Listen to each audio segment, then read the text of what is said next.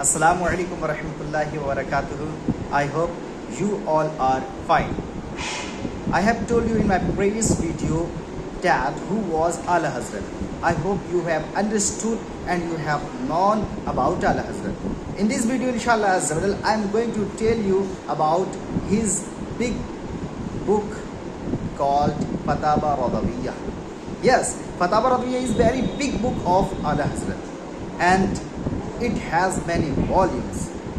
If you understand this book and if you know this book, if you study this book, I guarantee you, you will be very big alim in your life. So I request you, please try to understand this book, try to study this book and try to know this book. Inshallah Azza, you will be big alim deen in your life. Assalamu alaikum wa rahmatullahi wa barakatuh.